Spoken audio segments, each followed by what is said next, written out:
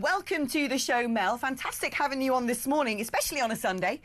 Let's talk about what the Chancellor is potentially going to do. We had Avni there from the IPPR saying, look, they do need to do something about the welfare state. It's not a quick and easy solution. But now the Chancellor is suggesting, it seems, that she wants to scrap the two-child benefit cap. What do you think about that? I think that's the wrong decision. I think it's the wrong decision because it's going to put up the welfare bill, not reduce it, and put it up by about £3.5 billion. And I think there is an element of fairness to the taxpayer here. Those who are not on benefits, when they consider whether they're going to have a particularly large family, have to take tough decisions as to whether they can afford to have a larger family. And yet, under the proposals that we think the Chancellor is going to come forward with, it'll be a case that families on benefit can have as many children as they like, supported by taxpayers, without having to take those kind of tough decisions, and I don't think that's fair. We know that the welfare state is enormous. We know that there's an increasing problem with worklessness, particularly under in the sort of lower age demographic. And yet it seems to me what the Labour Party are proposing is a loosening up on things like, well, we're not going to pay your benefits if you're not actively seeking work. There's supposed changes here. Instead, looking at a benefit for task force, which could save £1.2 billion. We know that there's been the sorts of bones of a welfare reform put to the Labour Party before, and it's been rejected. If you weren't Shadow Chancellor, but Chancellor, what would you be doing? I'd be getting on top of the welfare budget, and you're right to highlight the fact that, of course, they've tried to do that, couldn't get it through their backbenchers. So I think they're in a very weak position. But you've got to get on top of the welfare budget and more broadly across government. At our conference, I set out £47 billion worth of savings. And then you have to use those savings to both bear down on the size of the deficit, because we're spending far too much on debt interest at the moment. We've got to get that under control. But secondly, we've got to then look at getting down taxes, particularly in areas of the economy that in turn will drive growth, wealth creation, job creation, and in time, of course, more taxes to spend on our public services. There'll be people listening to this saying, well, that's all very well, but how did the welfare state get so big in the first place? And people will think back to the Conservatives and think, well, you were in power for 14 years and a lot of this bloating happened under your watch. Well, we did a huge amount, Alex, to get people into employment. In fact, under the last Conservative government, if you go back to 2010, we created 4 million more jobs as a consequence of the way our stewardship of the economy and so on. And I was actually Secretary of State for Work and Pensions at the tail end of our time in office. So we had already brought through changes and reforms to the work capability assessment. That's the gateway onto these longer-term health and sickness benefits. And the OBR had said and scored that would lead to about 450,000 fewer people going on to those benefits. So we were already beginning to arrest Let's dig into that. rise, what sort of changes? The government scrapped it. Yeah, what sort of changes were you putting in place? Are we talking about things such as not being able to receive benefits if you have a mental health condition? Yeah, we looked at the work capability assessment, which is the gateway onto those longer-term health and disability benefits, and we tightened that gateway up, particularly around the area of less severe, should I say, mental health conditions like anxiety, mild depression, ADHD and so on, in a way that would have led, as the OBR said, to almost 500,000 fewer people going onto those benefits. Now the problem is that one of the first things that this government did when it got into office was to scrap all that, come forward with their own botched proposals, which were all hastily scrabbled together at the last minute when they needed to find some savings, and they couldn't get it past their backbenchers. We also were consulting, to your question, on personal independence payments and how we were going to reform those. That was interrupted by the general election. And we went into the last general election with a clear plan for a further £12 billion worth of savings. So these things can be done. They have to be done in a measured and thoughtful way, because you are dealing with millions of people, and in some cases highly vulnerable people. You have to get it right, but you have to do the work, and you have to have the plan, and you have to have the strength as a government to actually bring these reforms through, and we see no evidence, I'm afraid, of any of that from this Labour government. Now, it's interesting. I've got the Sun open today because on page 15 we're talking in the Sun about what the Chancellor might be proposing to do when it comes to the forthcoming budget, and you've got a piece in there and so has Nigel Farage. So I want to sort of read out to you what he has to say to see how much you might agree with his policy, because they seem to be running away when it comes to the polls at the moment. He's saying that he would slash foreign aid, basically cut it by 10 billion. He says he'll end universal credit payments for foreign nationals, saving 6 billion. He would raise 5 billion, increasing the immigration health surcharge, and reform PIP disability payments to save another 3.5 billion. He seems to have sat there with a magic calculator and done some sums which he thinks would close the deficit black hole. Do you agree with his policies? Well, he's certainly copying some of the things, the announcements we've already made around, for example, welfare payments to foreign nationals, although in typical reform style, when they first rushed out with the policy, they vociferously maintained that they would be including EU nationals within that, and then they seem to have backed off somewhat from that position. But what Mr Farage has not said in his article, of course, is that reform's policy is to scrap the two-child benefit cap. So they're in line with the Labour Party. They want to spend more on benefits in that way, and that is not the best way of reviving our economy, I'm afraid.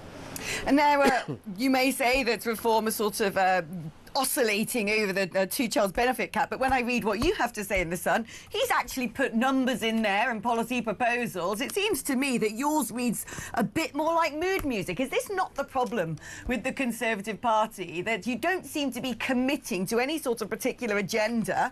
And you can argue, indeed, that we may be a long way off a general election, but people don't really know what you seem to stand for anymore. I completely do not accept that. I mean, if you look at what we said at conference and my speech at conference, I made it very clear that the way forward for our country is to control the size of government and government spending, to get taxes down and also to get the debt down. I went further than that and set out very specific, fully costed proposals, £47 billion worth of savings across government, including, for example, 23 billion on welfare, 8 billion on getting the size of the civil service back to where it was in 2016, cutting the overseas development aid budget very substantially. Those were real, tangible, well-costed proposals. And I also set out how we would both bring down the deficit as a consequence of those measures, but also cut taxes, so abolish stamp duty on primary residences. You know, this terrible tax is bunging up the property market, has serious economic consequences, that tax. We will abolish it altogether. We will get rid of business rates for 250,000 high street shops and pubs, because that's weighing down their ability to be successful, and also a big offer on tax reductions for younger people in a way that helps them to get on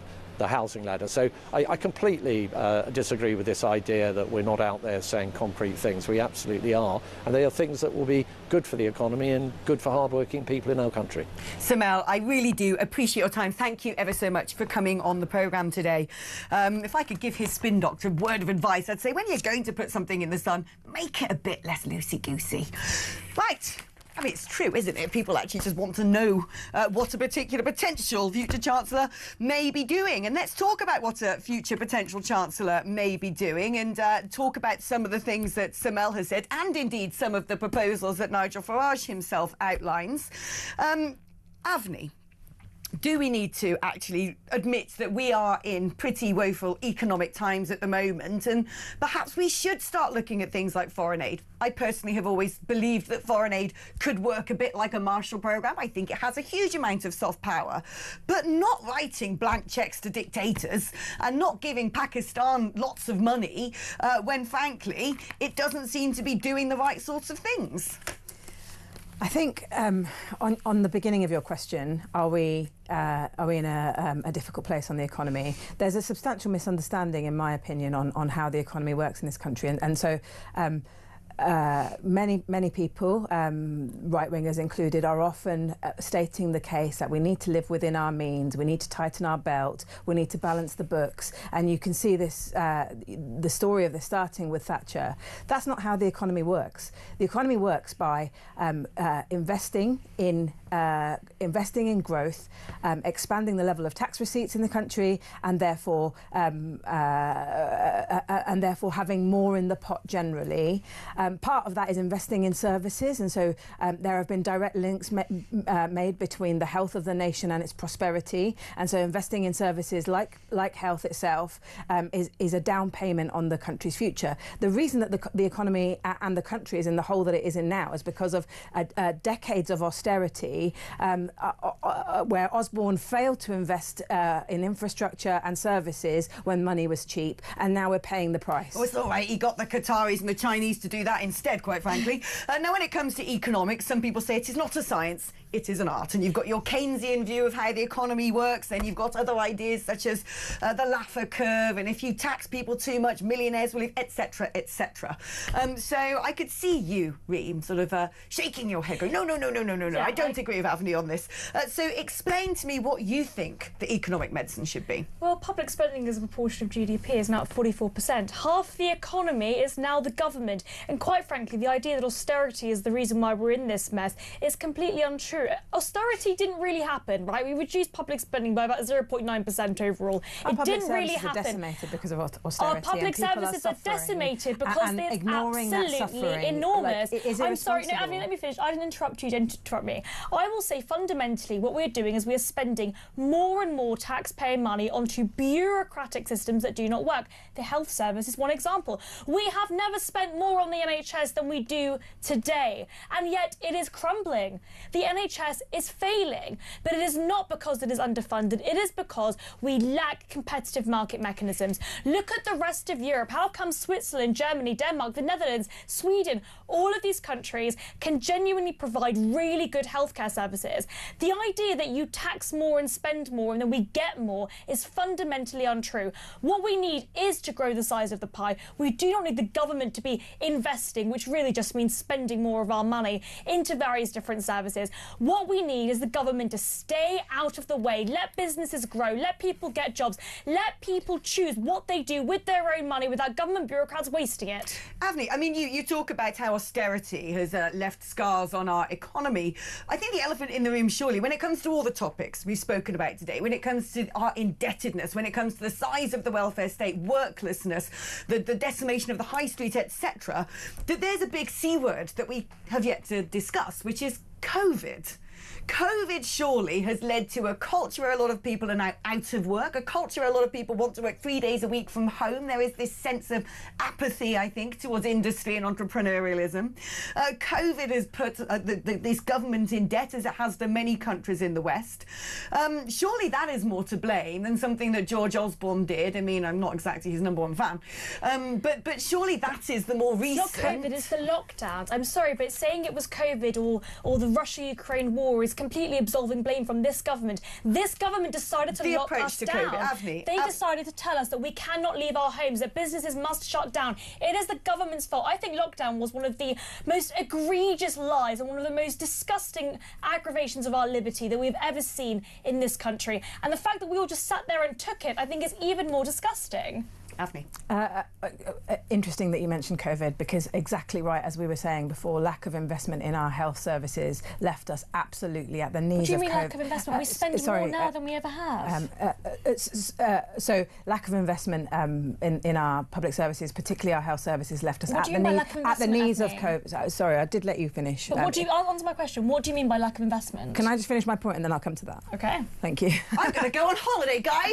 Woo! You can't say lack of investment when we literally spend more than ever on the NHS. It's not lack of investment. It's overfunded. Okay, let me get to that then, because that's simply not true. The amount that we allocate in the spending review for health services this year is proportionately less than it has ever been before in terms of the size of the increase. And that is absolutely true. I'm a health specialist. There was and I'm sure that somebody will fact check. There was a small. I mean, we spend more on everything now than we always have. It's about proportionality.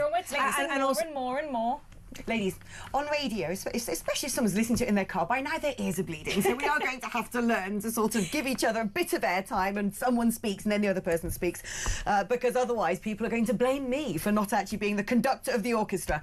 But thank you ever so much. We're going to take a short break now, but don't worry, they're going to be going at each other's throats just after.